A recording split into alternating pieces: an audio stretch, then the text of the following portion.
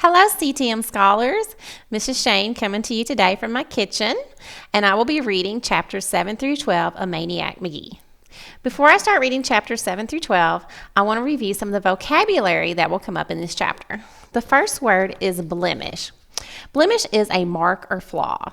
For example, sometimes when my face breaks out, some of you might say, "Hey, Miss Shane, you have a huge pimple that you need to pop." Yeah, that's a blemish. Armory, a supply of weapons. Next word is flinch. Flinch is a quick or nervous movement, like you might get sometimes when you're surprised. Pandemonium, wild and noisy disorder or confusion. And if you're in Mrs. Shane's class, you know that she does not like pandemonium. She likes everything organized and calm. Lingered, staying in a place longer than necessary. Finicky, fussy about one's needs or requirements. If you're kind of a picky eater, someone might say that you're finicky. You're a finicky eater. So for our Maniac, we have Maniac Magee. I'll be reading chapters 7 through 12. The last time we read, Maniac had ran away from home because he was really unhappy with the situation he was living in with his aunt and uncle who did not get along and were constantly arguing. And he was in the new town. He had met Amanda and him, they both like books. They discovered that. Also, he was kind of, people were wondering who he was because he was just a kid who had wandered into this town, but he was doing all kinds of different and amazing things. My favorite part was when he was eating dinner with that family and no one even knew who he was or why he was there, but he was there eating dinner. So, chapter 7. When Jeffrey McGee was next spotted, it was at the Little League field in the park. A Little League game had just ended. The Red Sox had won. But the big story was John McNabb, who struck out 16 batters to set a new 2 Mills LL record.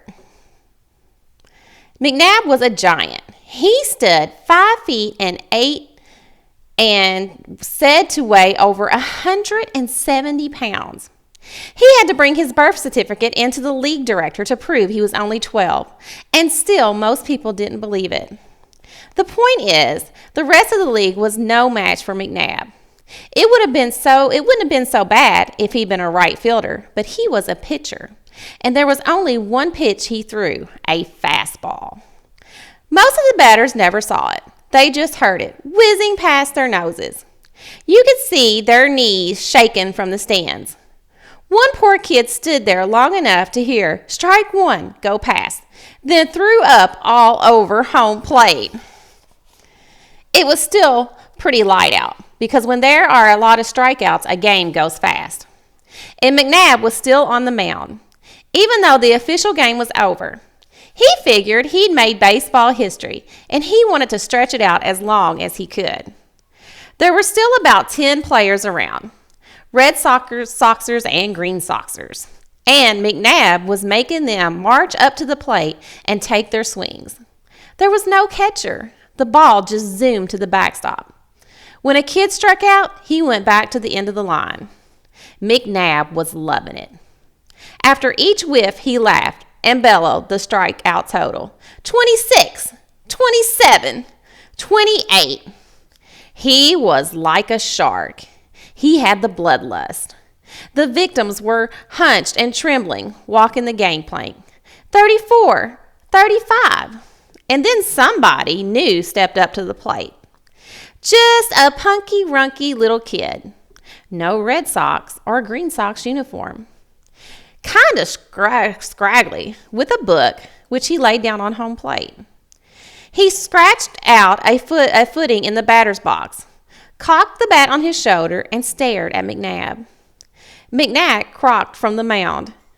"Get out of there, runt. This is a Little League record. You ain't in Little League." The kid walked away. Was he chickening out? No. He was lifting a red cap from the next batter in line. He put it on. He was back in the box. McNabb almost fell off the mound. He was laughing so hard. "Okay, runt, number 36 coming up." McNabb fired. The kid swung. The batters in line automatically turned their eyes to the backstop, where the ball should be. but it wasn't there. It was in the air, riding on a beeline right out to McNabb's head. The same line it came in on, only faster. McNabb froze, then flinched, just in time. The ball missed his head, but nipped the bill of his cap and sent it spinning like a flying saucer out to the shortstop. The ball landed in second base dust and rolled all the way to the fence in center field. Dead silence. Nobody moved. McNabb was gaping at the kid, who was still standing there all calm and cool, waiting for the next pitch. Finally, a sort of grin slithered across McNabb's lips. He roared, "Get my hat! Get the ball!" 10 kids scrambled onto the field, bringing him the hat and ball. McNabb had it figured now. He was so busy laughing at the runt, he lopped him a lollipop and the runt got lucky and pulled it. This time, McNabb wasn't laughing. He fingered the ball, tips digging into the red stitching. He wound. He fired. He thought, "Man, that sucker's going so fast, even I can hardly see it." And then he was looking up, turning, following the flight of the ball, which was finally came down to earth in deep left center field and bounced once to the fence. More silence. Except from someone who yelped, "Eep!" then caught himself. "Ball!" bellowed McNabb. He was handed the ball. He slammed his hat to the ground. His nostrils flared. He was breathing like a picadored bull. He windmilled, reared, lunged, fired. This time the ball cleared the fence on the fly. No more holding back. The other kids cheered. Somebody ran for the ball. They were anxious now for more. 3 more pitches. 3 more home runs. Pandemonium on the sidelines. It was raining red and green hats. McNabb couldn't stand it. The next time he threw, it was right at the kid's head. The kid ducked. McNabb called strike 1. Next pitch headed for the kid's belt. The kid bent his stomach around the ball. Strike 2. Strike 3 took dead aim at the kid's knees.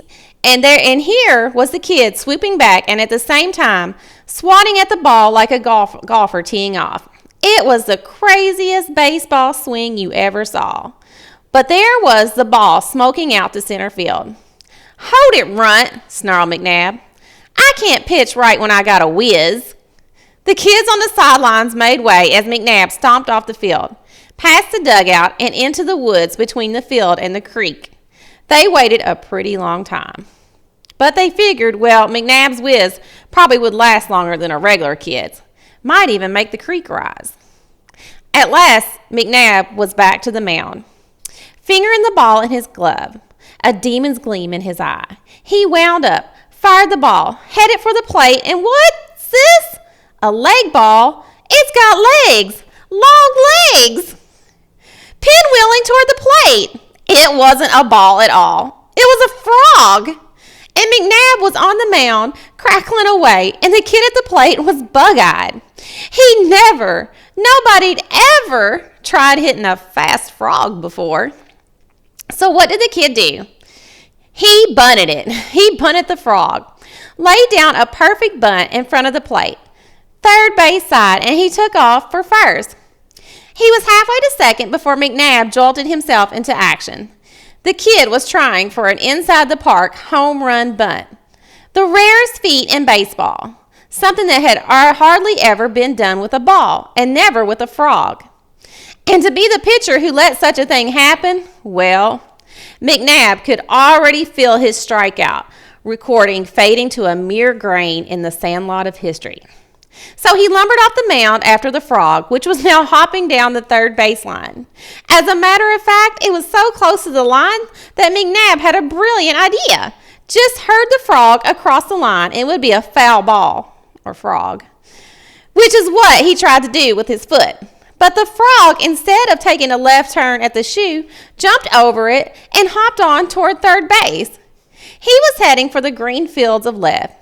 And the runt kid, sounding like 2 runners with his flat soles slapping the bottoms of his feet, was chucking dust for third. Only one hope now. McNabb had to grab the frog and tag the runner out. But now the frog shot through his legs, over to the mound, and now towards shortstop, and now towards second. And McNabb was lurching and lunging, throwing his hat at the frog, throwing his glove, and everybody screaming. And the kid was rounding third and digging for home. And unbefroggable, the ball was heading back home too. The ball, the batter, the pitcher, all racing for home plate. And it was the batter, the new kid out of nowhere, who crossed the plate first, at the same time scooping up his book, twirling his borrowed red cap back to the cheering others, and jogging on past the empty stands and up the hill to the boulevard.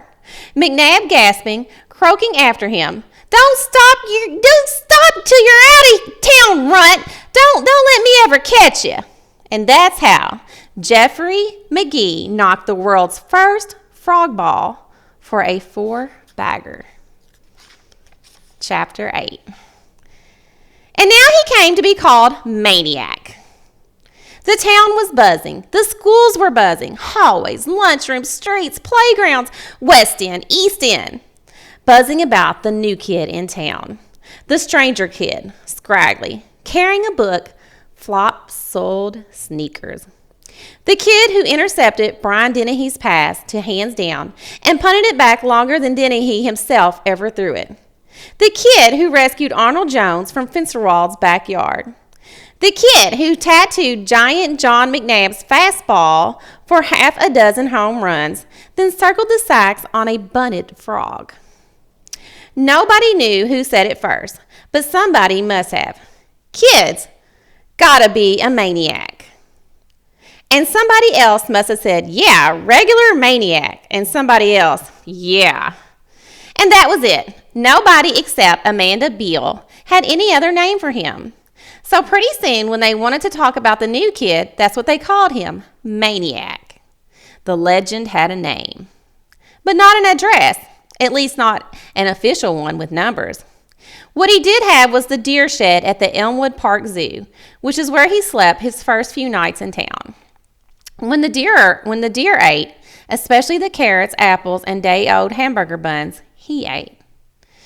He started reading Amanda Beale's book his second day in town and finished it that afternoon.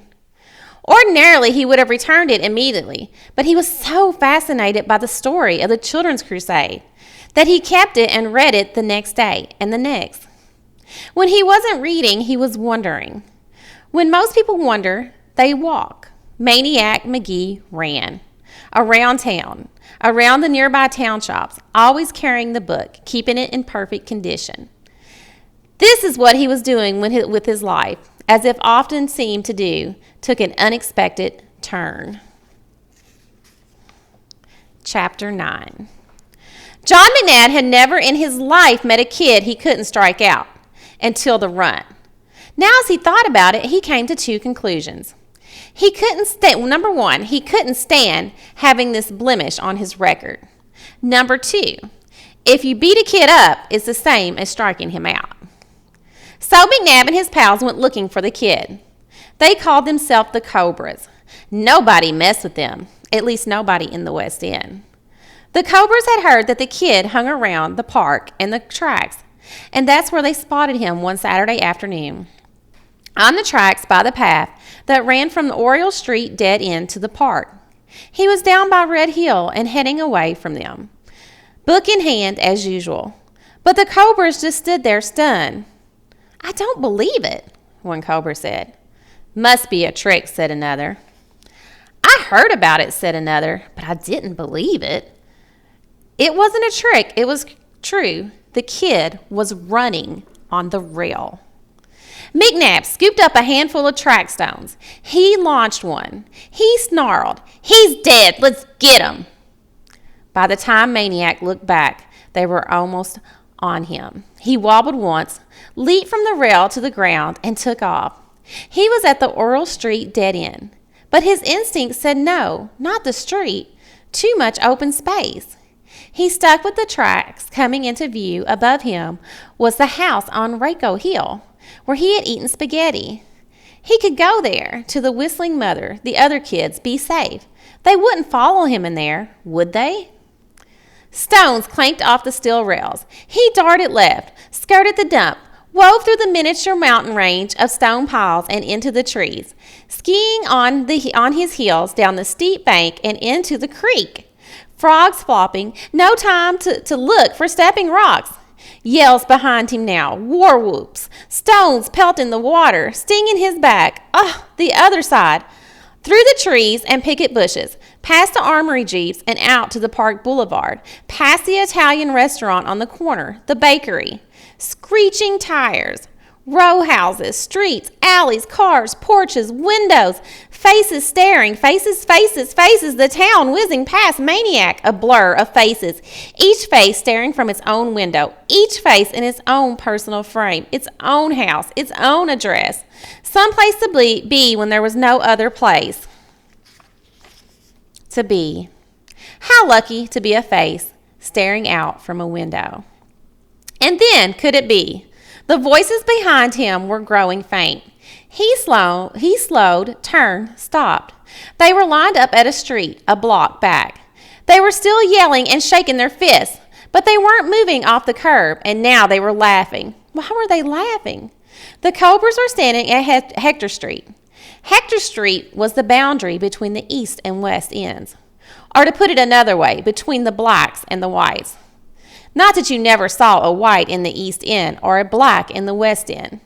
People did cross the line now and then, especially if they were adults and it was daylight. But nighttime, forget it. And if you were a kid, day or night, forget it.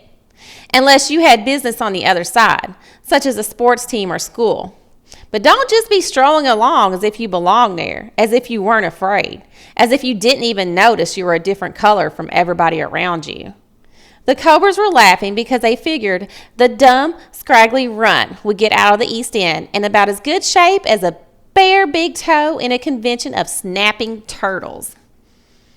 Of course, Maniac didn't know any of that. He was simply glad the chase was over. He turned and started walking, catching his breath. East Chestnut, East Marshall, Green Street, Arch Street. He had been around here before. That first day with a girl named Amanda. Other days jogging through. But this was Saturday, not a school day. And there was something different about the streets. Kids all over.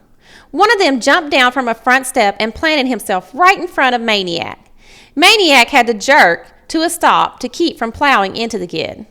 Even so, their noses were particularly touching. Maniac blinked and stepped back. The kid stepped forward. Each time Maniac stepped back, the kid stepped forward. They traveled practically half a block that way. Finally, Maniac turned and started walking. The kid jumped around and plunked himself in front again. He bit off a chunk of the candy bar he was holding. "Where are you going?" he said. Candy bar flakes flew from his mouth. "I'm looking for Sycamore Street," said Maniac. "Do you know where it is?" "Yeah, I know where it is." Maniac waited, but the kid said nothing more. "Well, do you think you could tell me where it is?" Stone was softer than the kid's glare. "No." Maniac looked around. Other kids had stopped playing, were staring. Someone called, "Do 'em, Mars!" Someone else, "Waste 'em!" The kid, as you probably guessed by now, was no other than Mars Bars Thompson. Mars Bars heard the calls, and the stone got harder. Then suddenly he stopped glaring. Suddenly he was smiling. He held up the candy bar an inch from Maniac's lips. "Want a bite?" Maniac couldn't figure. "You sure?" "Yeah, go ahead. Take a bite." Maniac shrugged, took the Mars bar, bit off a chunk, and handed it back. "Thanks." Dead silence along the street. The kid had done the unthinkable. He had chomped on one of Mars's own bars. Not only that, but white kids didn't just put their mouths where black kids had theirs. Be it soda bottles, spoons, or candy bars. And the kid hadn't even gone for the unused end. He had chomped right over Mars Bar's own bite marks. Mars Bars was confused. Who was this kid? What was this kid? As usual, when Mars Bars got confused, he got mad. He thumped Maniac in the chest. "You think you bad or something?" Maniac, who was now twice as confused as Mars, blinked. Huh? You think you come down here and be bad? That what you think? Mars Bars was practically shouting now. No, so said Maniac. I don't think I'm bad. I'm not saying I'm an angel either, not even real good. Somewhere in between, I guess. Mars Bars jammed his arms downward, struck out his chin, sneered. Am I bad? Maniac was befuddled. I don't know. 1 minute you're yelling at me, the next minute you're giving me a bite of your candy bar. The chin jutted out more. Tell me I'm bad. Maniac didn't answer. Flies stopped buzzing. I said, tell me I'm bad. Maniac blinked, shrugged, sighed. It's none of my business if you're bad. Let your mother or father tell you. Now it was Mars Bars doing the blinking, stepping back, trying to sort things out. After a while, he looked down. What's that? Before Maniac answered, a book. Mars Bar had snatched it from his hand. This ain't yours, he said. He flipped through some pages. Looks like mine. It's somebody else's. It's mine. I'm keeping it. With rattlesnake speed, Maniac snatched the book back, except for one page, which stayed, ripped in Mars Bar's hand. Give me the page, said Maniac. Mars Bars grinned. Take it, fish belly. Silence, eyes. The flies were waiting. East End vultures. Suddenly, neither kid could see the other because a broom came down like a straw curtain between their faces and a voice said, I'll take it. It was the lady from the nearest house, out to sweep her steps. She lowered the broom but kept it between them. Better yet, she said to Mars Bar, just give it back to him. Mars Bars glared up at her. There wasn't an 11-year-old in the East End who could stand up to the Mars Bars glare. In the West End, even high schoolers were known to crumble under the glare. To old ladies on both sides of Hector Street, it was all but fatal. And when Mars Bar stepped off a curb and combined the glare with his super slow dip stride slum shuffle, well, it was said he could back up traffic all the way to Bridgeport while he took 10 minutes to cross the street. But not this time. This time, Mars Bars was up against an East End lady in her prime, and she was matching him eyeball for eyeball. And when it was over, only one glare was left standing, and it wasn't Mars Bars. Mars Bar handed back the torn page, but not before he crumpled it into a ball. The broom pushed him away, toward him around, and swept him up the street. The lady looked down at Maniac. A little of the glare lingered in her eyes. You better get on, boy, where you belong. I can't be following you around. I got things to do. Maniac just stood there a minute. There was something he felt like doing, and maybe he would have, but the lady turned and went back inside her house and shut the door. So he walked away. Chapter 11. Now what? Maniac uncrumpled the page, flattened it out as best as he could. How could he return the book to Amanda in this condition? He couldn't. But he had to. It was hers. Judging from that morning, she was pretty finicky about her books. What would make her madder? To not get the good book back at all, or to get it back with a page ripped out? Maniac cringed at both prospects. He wandered around the East End, jogging slowly, in no hurry, now to find 728 Sycamore Street. He was passing a vacant lot when he heard an all too familiar voice. Hey, fish belly! He stopped, turned. This time, Mars Bars wasn't alone. A handful of other kids trailed him down the sidewalk. Maniac waited. Coming up to him, Mars Bars said, Where are you running, boy? Nowhere. You running from us? You afraid? No, I just like to run. You want to run? Mars Bars grinned. Go ahead. We'll give you a head start. Maniac grinned back. No, thanks. Mars Bar held out his hand. Give me my book. Maniac shook his head. Mars Bars glared. Give me it. Maniac shook his head. Mars Bars reached for it. Maniac pulled it away. They moved in on him now. They backed him up. Some high schoolers were playing basketball up the street, but they weren't noticing. And there wasn't a broom-swinging lady in sight. Maniac felt a hard flatness against his back. Suddenly his world was very small and very simple. A brick wall behind him, a row of scowling faces in front of him. He clutched the book with both hands. The faces were closing in. A voice called, "That's you, Jeffrey?" The faces parted. At the curb was a girl on a bike. Amanda! She hoisted the bike to the sidewalk and walked it over.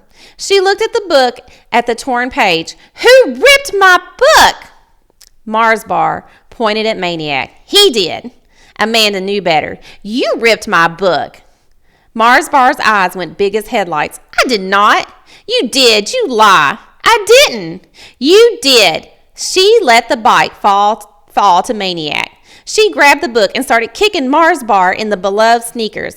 "I got a little brother and a little sister that crayon all over my books. And I got a dog that ears them and poops on them, and that's just inside my own family. And I'm not going to have nobody else messing with my books. You understand?" By then, Mars Bars was hauling on up the street past the basketball players who were rolling on the asphalt with laughter. Amanda took the torn page from Maniac. To her, it was the broken wing of a bird, a pet out in the rain. She turned misty eyes to Maniac. "It was one of my favorite pages." Maniac smiled. "We can fix it." The way he said it, she believed. "Want to come to my house?" she said. "Sure," he said. When they walked in, Amanda's mother was busy with her usual tools, a yellow plastic bucket and a sponge. She was scrubbing purple crayon off the TV screen. "Mom," said Amanda, "this is Jeffrey." She whispered, "What's your last name?" He whispered, "Magee." She said, "Magee." Mrs. Bill held up a hand and "Hold it," and went on scrubbing. When she finally finished, she straightened up and turned and said, "Now what?" "Mom, this is Jeffrey Magee, you know." Amanda was hardly finished when Maniac zipped across the room and stuck out his hand. "Nice to meet you, Mrs. Bill. Mrs. Beale." They shook hands. Mrs. Beale smiled. "So you're the book boy," she started nodding. Amanda came home one day. "Mom, there's a boy I loaned one of my books out to." "Loaned a book? You?" "Mom, he practically made me. He really likes the books. I met him on—" "Mom!" Amanda screeched. "I never said all that."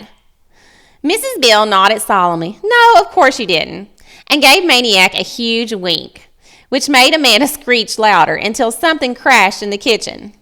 Mrs. Bill ran. Amanda and Maniac ran. The scene in the kitchen stopped them cold. One little girl, eyes wide, standing on a countertop. One little boy, eyes wide, standing just below her on a chair. One shattered glass jar and some stringy, pale-colored glop on the floor. One growing cloud of sauerkraut fumes. The girl was Hester, age 4. The boy was Lester, age 3. In less than 5 minutes, while Mrs. Bill and Amanda cleaned up the floor, Hester and Lester and their dog, Bow Wow, were in the backyard wrestling and tickling and jumping and just generally going wild with their new buddy and victim, Maniac Magee. Maniac was still there when Mr. Bill came home from his Saturday shift at the tire factory. He was there for dinner when Hester and Lester pushed their chairs alongside his. He was there to help Amanda mend her torn book. He was there watching TV afterward with Hester riding one knee, Lester the other. He was there when Hester and Lester came screaming down the stairs with a book, Amanda screaming even louder after them. The kids shoving the book and themselves onto Maniac's lap. Amanda finally calming down because they didn't want to crayon the book. They only wanted Maniac to read. And so he read Lyle, Lyle, Crocodile to Hester and Lester. And even though they pretended not to listen, to Amanda and Mr. and Mrs. Beale. And he was there when Hester and Lester were herded upstairs to bed. And Mrs. Beale said, "Don't you think it's about time you're heading home, Jeffrey? Your parents will be wondering." So Maniac, wanting to say something but not knowing how to get into the car for Mr. Beale to drive him home. And when he made his mistake, he waited for only 2 or 3 blocks to go by before saying to Mr. Beale, "This is it." Mr. Beale stopped, but he didn't let Maniac out of the car. He looked at him funny. Mr. Beale knew what his passenger apparently didn't. East End was East End and West End was West End. And the house this white lad was pointing to was filled with black people, just like every other house on top of Hector Street. Mr. Beale pointed this out to Maniac. Maniac's lips started to quiver, and right there with the car idling in the middle of the street, Maniac told him that he didn't really have a home, unless you count the deer shed in the zoo. Mr. Beale made a U-turn right there and headed back. Only Mrs. Beale was still downstairs when they walked into the house. She listened to no more than 10 seconds worth of Mr. Beale's explanation before saying to Maniac, "You're staying here." Not long after, Maniac was lying in Amanda's bed, Amanda having been carried over to Hester and Lester's room, where she often slept anyway. Before Maniac could go to sleep, however, there was something he had to do. He flipped off the covers and went downstairs. Before the puzzled faces of Mr. and Mrs. Beale, he opened the front door and looked at the cast iron digits nailed to the door frame. 728. He kept staring at them, smiling. Then he closed the door, said a cheerful good night, and went back to bed. Maniac Magee finally had an address. And that is the end of chapters 7 through 12. When you finish hearing this video, make sure that you do the questions on the Google Classroom. But I'd also like for you to, in the comment section, tell me what your favorite part of the book has been so far. And tell me what you think Maniac means when in chapter 9, he said, "How lucky to be a face staring out from a window."